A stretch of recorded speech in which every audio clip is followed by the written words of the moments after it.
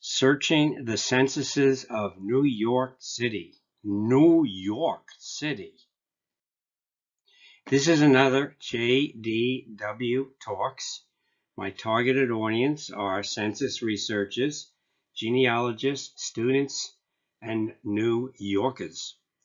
I have a handout for this talk at my Dropbox, and there's the link. And if you want to know more about me, I have a small pocket website, and the link is there as well. This is recorded in late May of 2020. This is what I hope to accomplish. I'm going to have a section on New York City geography. It's not simple. The jury census, the 1890 police census, the 1917 military census, the New York State censuses, and name and location searches. But I'm not going to discuss the U.S. Census. I have other YouTube talks on that subject. So what is New York? Well, it's a state. In 1940, it was first in U.S. population, but today, 2020, it's fourth most populous state behind California, Texas, and Florida. It has its own seal, but on the southeast part, there's also a city called New York as well. It has its own shield. In fact, we'll talk about that. And there are lots of people there. Now, I'm going to give you some quizzes during this talk to see how much you know about geography of the United States and of the New York City area. So here's a table of the 1890 100 largest urban places in the United States. This is the federal census.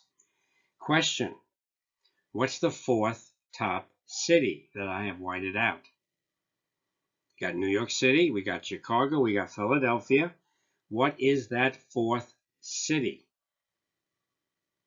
No, I'm here. No, look at the list. The list has some of the answers that you're giving me. And the answer is Brooklyn. Brooklyn is the fourth largest city in the United States in 1890. Now I see a puzzled look on your face. What does this map contain? This is a map I have in my collection. It's probably dated 1950. What should be in this map? Well, if you're a New Yorker, you know what's in the map. It's a two-part map, actually. It's Manhattan. There's a little piece of Bronx there, but that's it. It's just Manhattan, the city. What is New York City's birth year? I have a whole little display case on material. Let's see. You have a choice of 1 out of 4. You picked 1664. That's when the English captured the city. You can see that the shield of the city has 1664. Of course, they changed that in 1977. That's an old shield. 1653. That's when the Dutch got a charter to actually have that city that was there. And there's a stamp that was issued celebrating the 300th anniversary of New York City, and it started in 1653. I don't know about that one. How about 1625? That appears on the current city shield. That's the founding of New Amsterdam. Of course, if you answered 1898, that's the real answer for the present configuration of the city of New York. It's that recent. It consolidates the 5 boroughs. And congratulations, you get the Medal of Commander. This celebrates, and it was a big parade and there was a big celebration.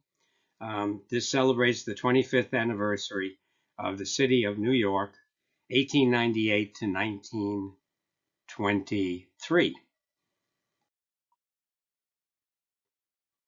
It took a bit to get Brooklyn into the city. Here is a figure, a drawing from 1893, where Manhattan is offering to marry Brooklyn over the objections of a large number of people. There was actually a plebiscite in Brooklyn and just passed by, not many votes to go and form this major greater New York City. And Brooklyn was in bad shape. It was facing bankruptcy, it had poor water, etc. So here is another piece of information. On the 50th anniversary of the consolidation of the boroughs, an airmail stamp was issued. This is a first aid cover. Usually there's extra artwork that people put on there. And you can see here 1898 to 1948, commemorating the golden anniversary of the city of New York. And I'll show you another first aid cover too, which shows you that Andrew Green was the one who pushed for this consolidation. And there's some very pretty artwork there. And we go down to the bottom, see the old ferries, and that's the golden anniversary of the city of New York. So let's do a quiz. Teachers always give quizzes. And figure out where the boroughs are and what the names are of these 5 in New York City. What's that one? What's that borough? That's Manhattan. How about that one? That's Brooklyn. What about this thing? And by the way, look, except for the one on the top, they're all on islands. They're all on islands. What's the one on the bottom? Well, even when it was called Richmond, New York is called as Staten Island. And so what the heck? They decided to actually call it Staten Island in 1975 officially. So the borough is Staten Island. What about that? That's Queens. And on the top is Bronx. So there are the boroughs. A borough is a political subdivision of New York City only, and not New York State or any other city in the state. Each of the 5 boroughs of New York City is coextensive with one of its 5 counties. It's interesting. And it's interesting. There is a wiki on Family Search. A wiki gives you information. The wiki used to be by county. So this is an old page of the Family Search catalog. And now all the wikis are by borough. And you can make out, it says Guide to Manhattan Borough, previously New York County. So here are the boroughs. What are the counties? Manhattan is New York County, formed in 1683. Queens is Queens, formed in 1683. Brooklyn, if there's a queen, there has to be Kings, 1683. Staten Island is Richmond County, 1683. The Bronx is, oh, I'm sorry, you got the wrong answer. It's actually 1914. And in addition to that, it turns out that Queens extended all the way out into Long Island. Only the western part of Queens wanted to be part of the new city. And so the eastern part in 1899 seceded and Nassau County was formed.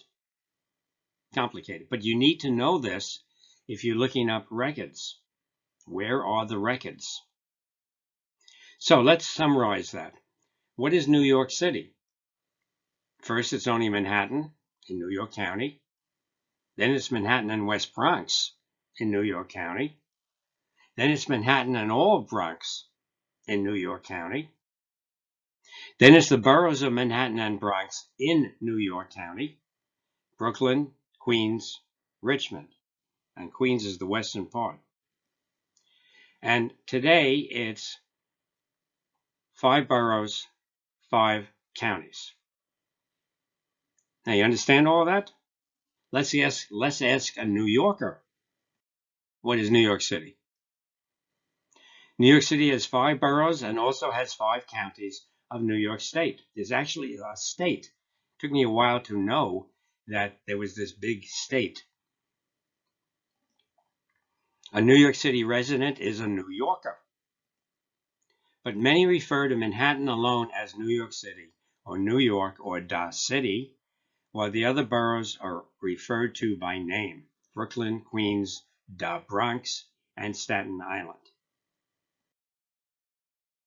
So let's quiz you on that. You need to know the right area. Let's assume that I want to find this place, Van Cortlandt Place in Bronx, New York, on the 1950 census. And I'm going to look for the county census map. Let's go on a helicopter ride. A little bit higher. A little bit higher. That's the Marble Hill portion of the city. A little bit higher. And there it is. There's Manhattan and there's Bronx. In fact, I look at this and I position Manhattan so that the N at the end of the end is where I grew up before I came out to graduate school in California. So, paying attention? What county do we need to look at to find the enumeration district in the 1950 census? Aha! You really sure you want Bronx?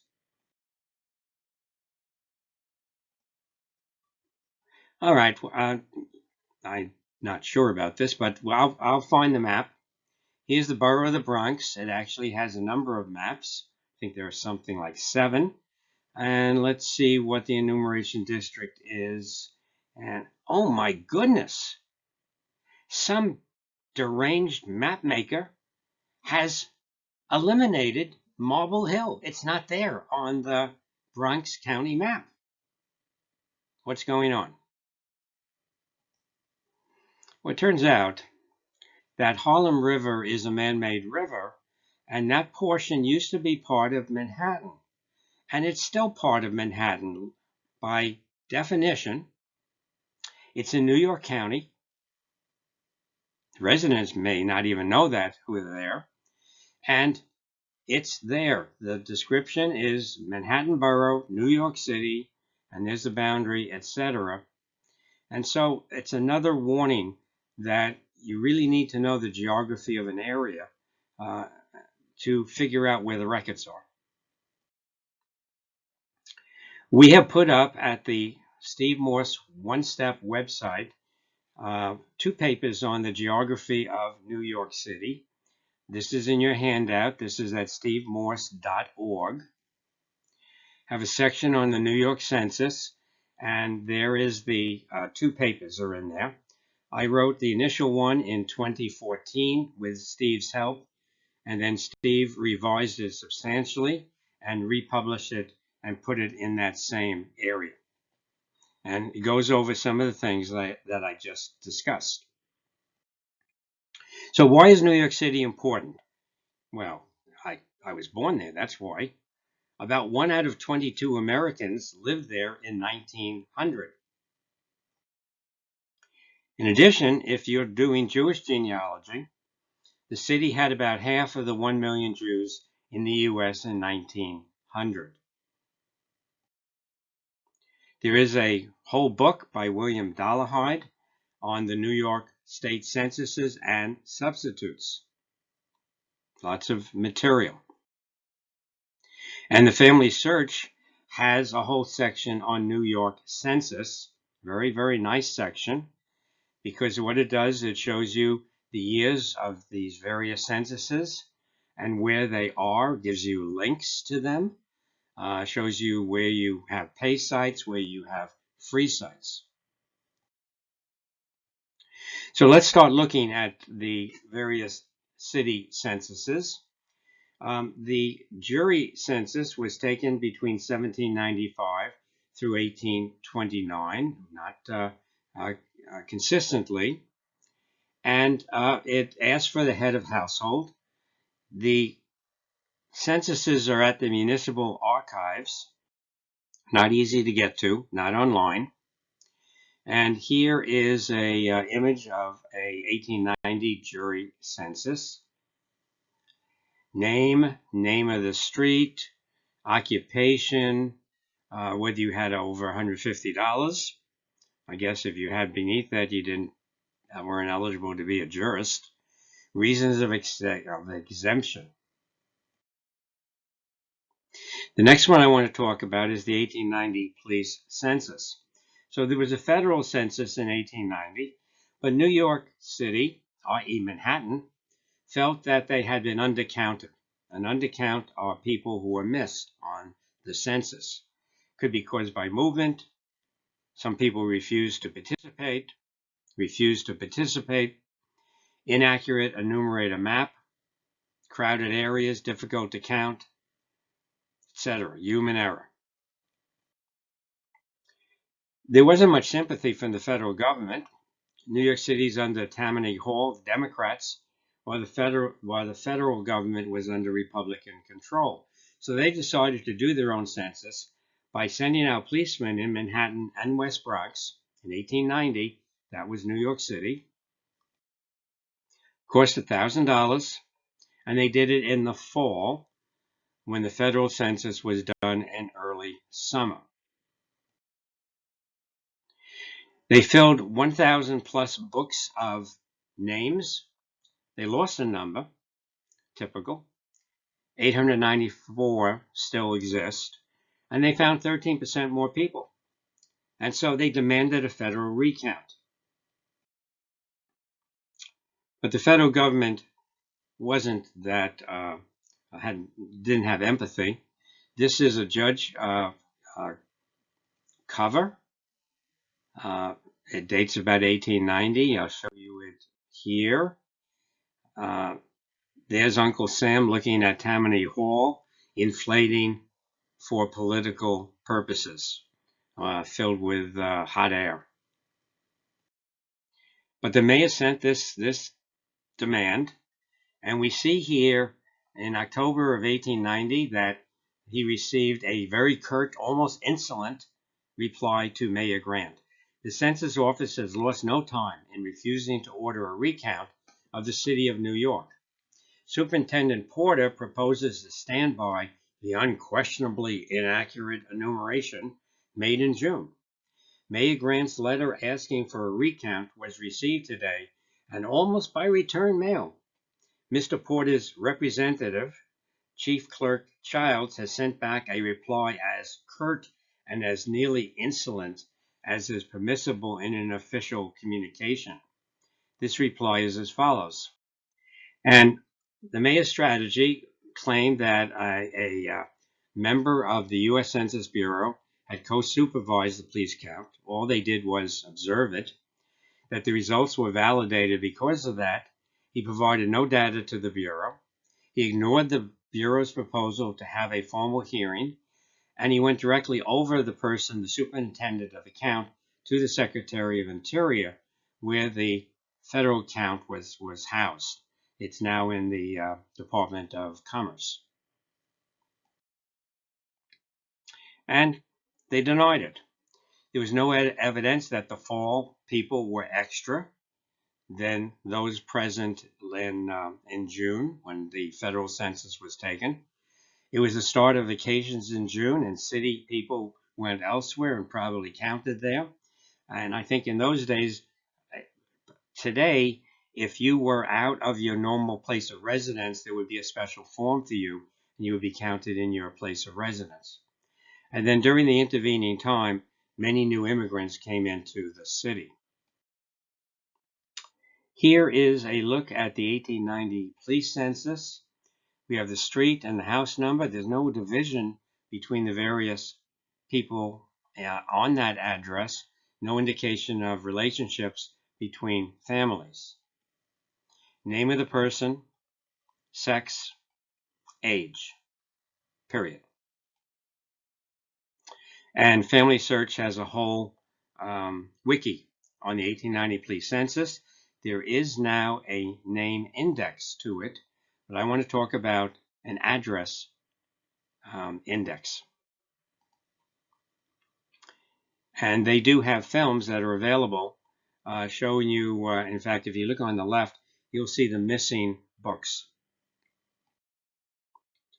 So there was a book published by Howard Jensen, An Aid to Finding Addresses in the 1890 New York City Police Census. He did a lot of work on this book, Life in the City in 1890, where the institutions were, etc. Went through the census images, at least the books that were still in existence, noted down their street name, and even the house numbers and what book they were in.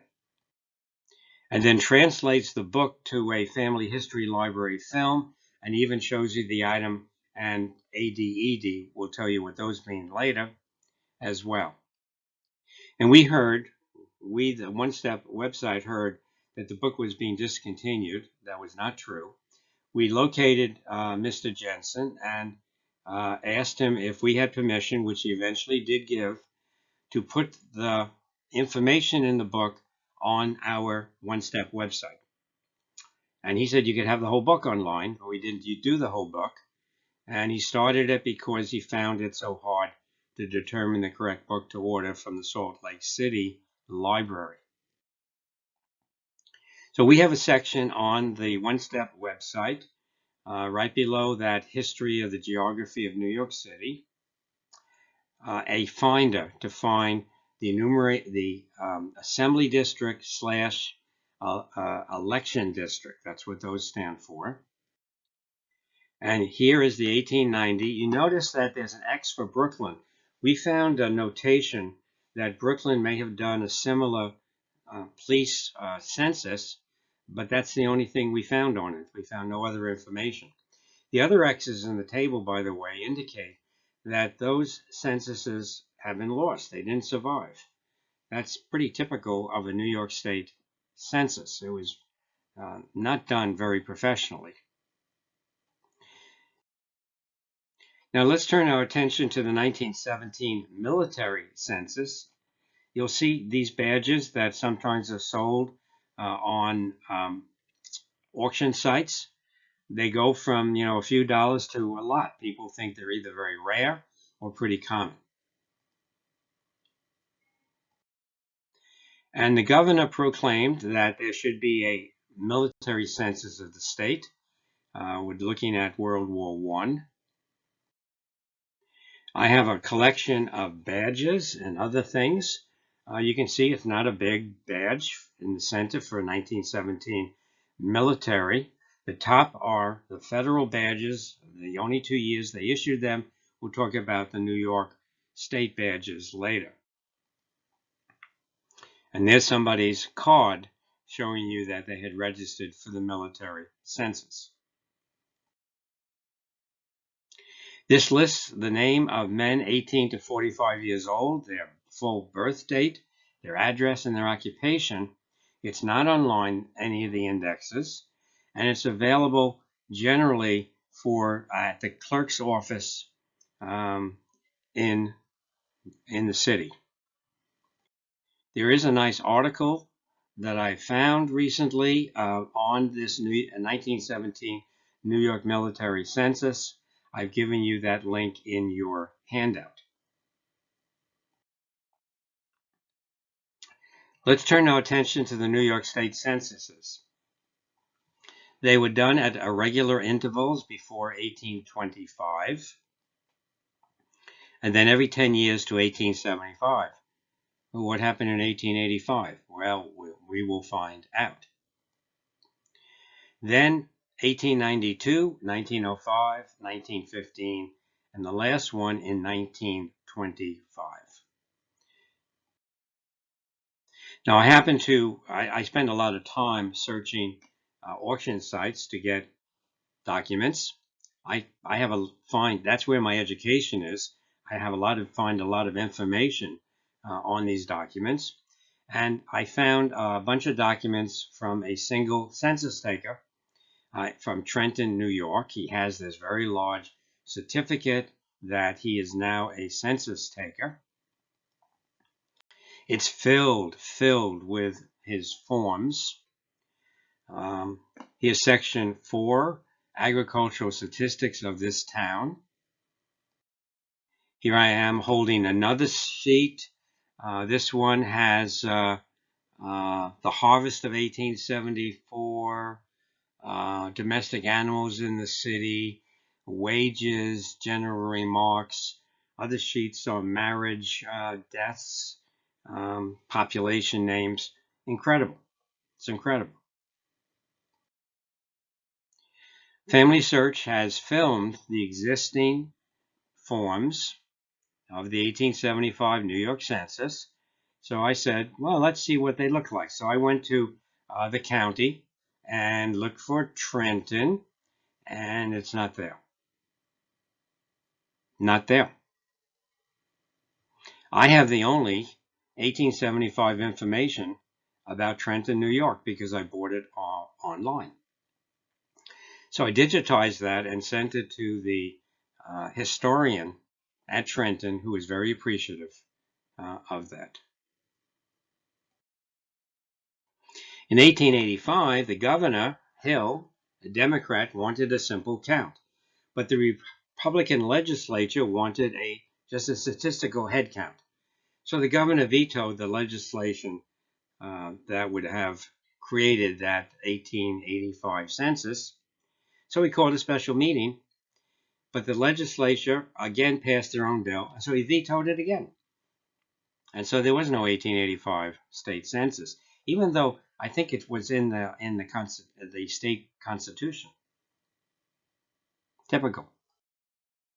In 1892, they provided for a full census, but they didn't provide enough money for a complete tabulation. So there's only a head count tallied for the apportionment, and the rest of the information was never summarized. Same thing happened in 1905 and 1915, and to some extent in 1925, which was a special situation. This is the 1892 New York Census. It is name indexed. You could also find it by address for the New York City area on the one-step site.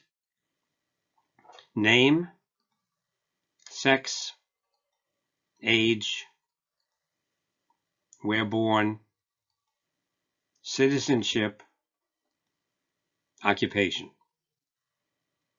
Still don't know who's in a family unit here. And as I say, we do have 1892, 1905. You can see that there are X marks indicating that those sheets did not survive.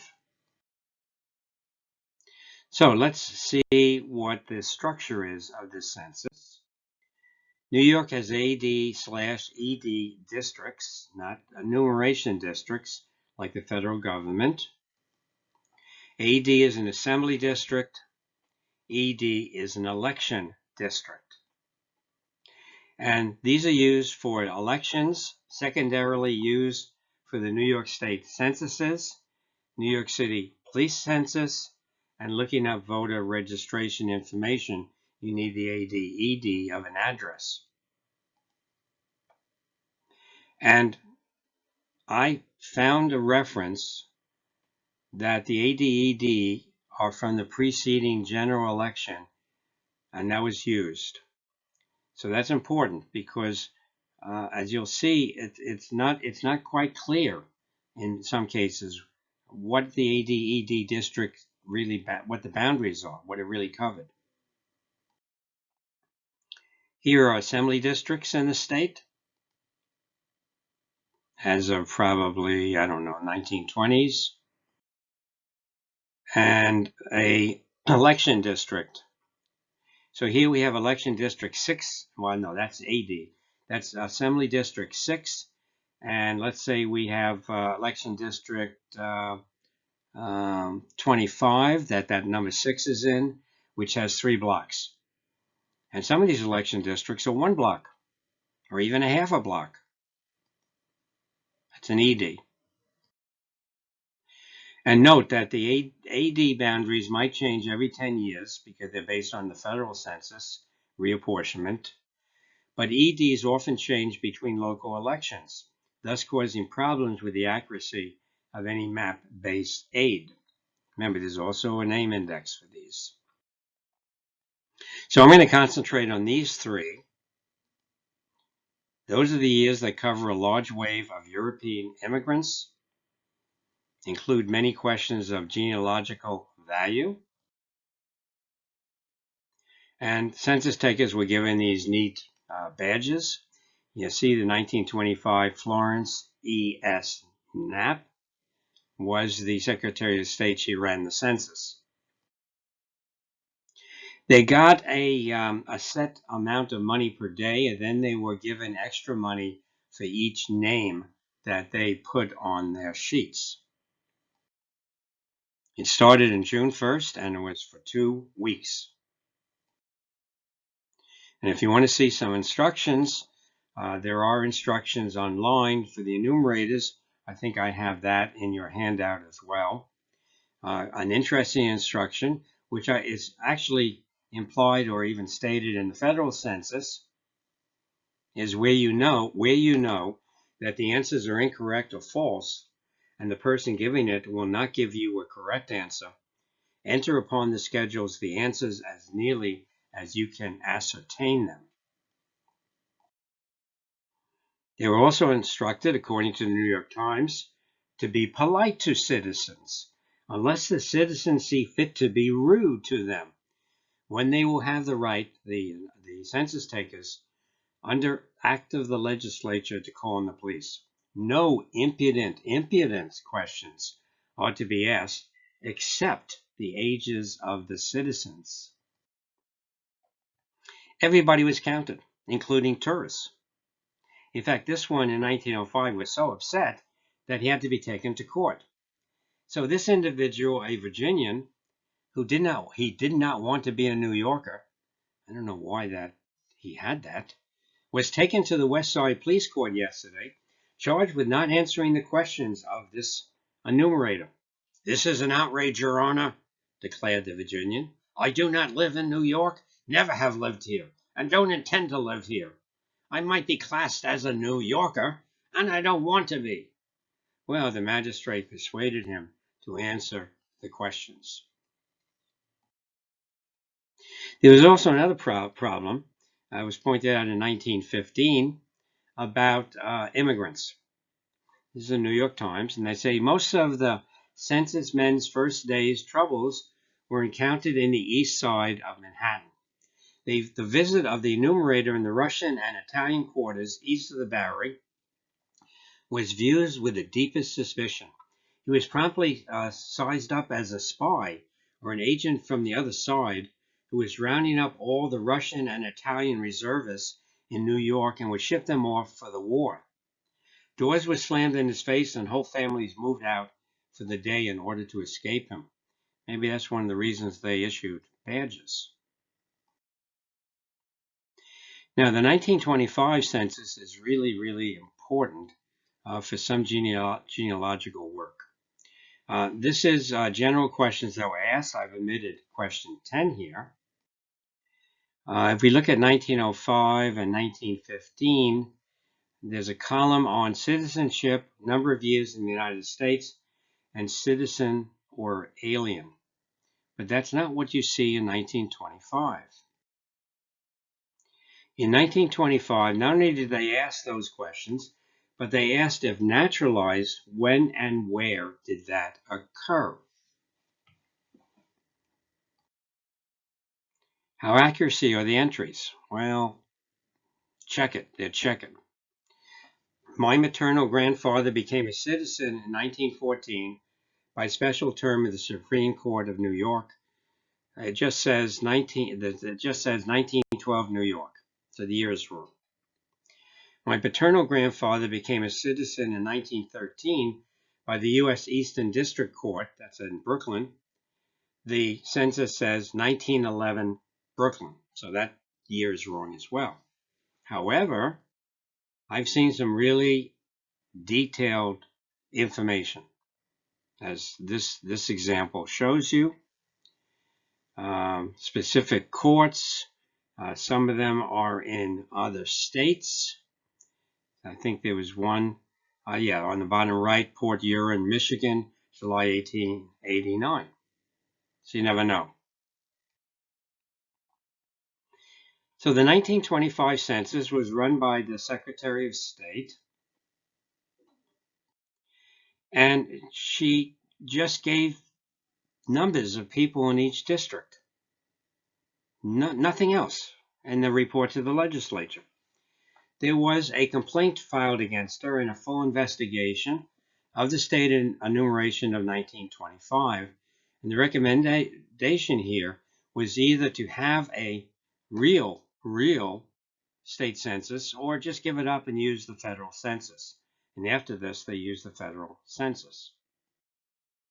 And they found that Mrs. Knapp used up allotted funds by hiring unauthorized people, including her own relatives, some of them who had full-time jobs in other states. That no funds remained to do any analysis at all. That she illegally took all the financial records home, refused to return them, and eventually burned them. And she forged her signature on her stepdaughter's state checks, and she bought clothes with that money. And so they took her to court in a very famous trial. And she was convicted in 1928 of illegally using state census funds and served a jail sentence. You can see the charges were forgery, grand larceny, paying of the payroll, etc. So some people think that the only reason that there are no New York state censuses after 1925, probably because the whole country was still in the Great Depression in 1935. But it's obvious when you look at newspaper articles from this time. 1925 state census may be last taken due to Knapp case. In the 1931, there was an election to change the Constitution for this. It was an unnecessary census. For many years, New York State has been in the business of taking a census.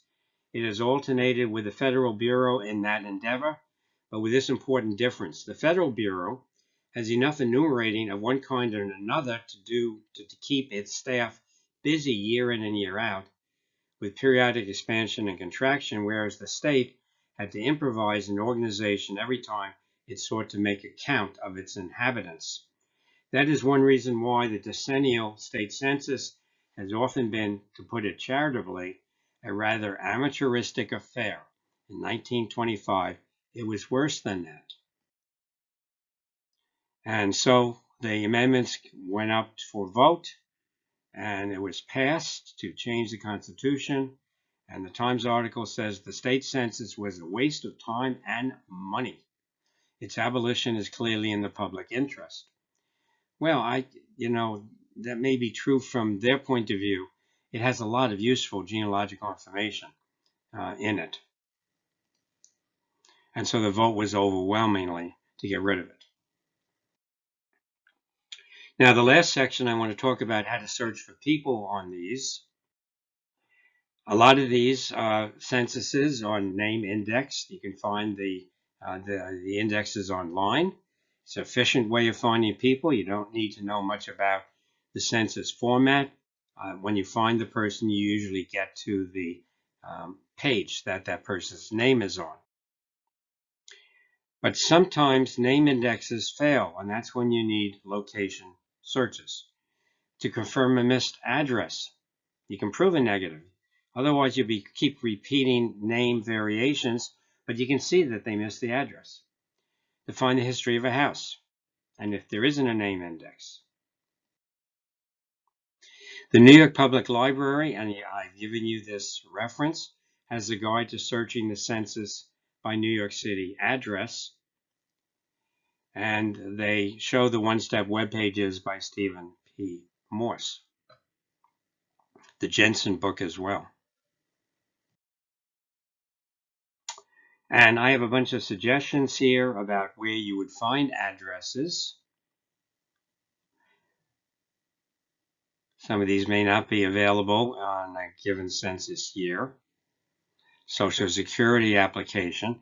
And actually, this was put together for the federal census.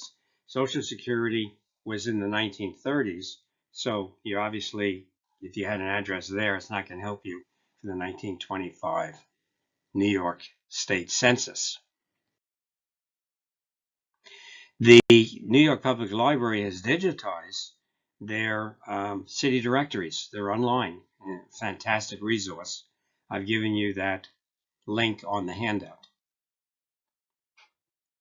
And our own utility has a FAQ, frequently asked questions section, on how to find the location of an address on the state census and the 1890 police census. We did a lot of work putting that together. Just to give you two indications, if we had to draw an ED map, we did so. That's the 1905 enumeration district map that I created on a 1916 map blown up. And then there's the Brooklyn. I'm not sure what year that is. That might be 1925. You can see how big that map was in 3 sections that I created. But I don't have time really to go over what we did. And furthermore, I've learned that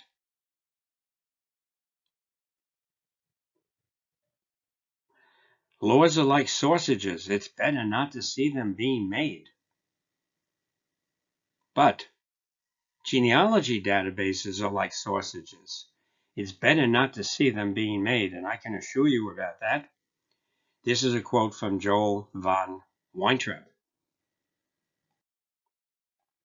A lot of people helped to produce that table. Lots of people. And the resolution may not be that great. If you get a negative search, you might have used an AD-ED source from a different but close time period. You could still be in the right assembly district, so look at the other EDs in that AD. And we try to update the database as much as possible. Now, there is a problem. Bliss in Queens. There's a real problem finding Bliss in Queens. Here's a subway map. 46th Street has Bliss Street. There must be Bliss in Queens. So I look at my little atlas. Where's Bliss? Bliss is not there. Don't understand. Well, it turns out that Queens, as in Staten Island, was a series of small communities, small cities. The biggest one probably was Long Island City. And when Queens became a borough and part of the city of New York and started to consolidate these cities, they found out that they had problems with all the streets. For instance, 39th Avenue in Queens could also be known on maps as Cedar Street, Apple Street, Ferguson Street, Sackett Street, as you moved along this and went through all these small communities. So they just had a renaming and also a renumbering. So the problem is to find an old address after there is a massive renaming and renumbering of streets that occurred in the 1910s and 1920s. And we have a utility on changed street names You go into it, you look at Queens. We have a number of tables there. And where do they come from? Here is the Red Book from 1928. Shows addresses. We see Harris Avenue was changed to 43rd. It shows the old numbers, and we can go to 43rd and see the new numbers. So for instance, 61 Harris on the left, the cross street is Hamilton. Well, let's do it this way because I have, let's do Vernon. 42 Harris, the cross street is Vernon, but 43rd, Vernon cross street is 801. So you have a cross table here. Crescent, 240 is equivalent to about 2501. And I not only did a cross table of old to new, new to old names, but we also have, and there's Bliss, also have the numbering system as well.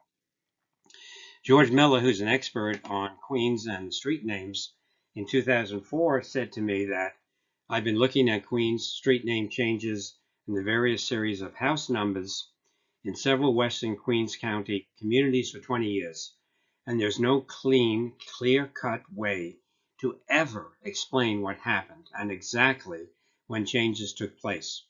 And the street name listings are very misleading because the old names, in many cases, apply only to a portion of a current roadway.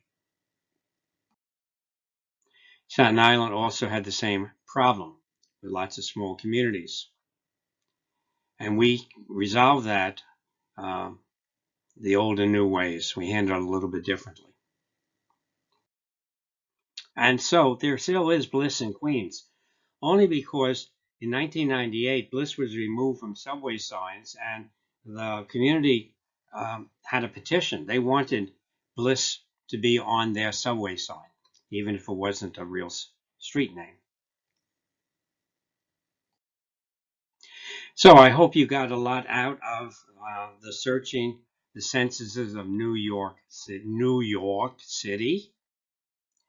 This has been a PowerPoint talk on JDW Talks.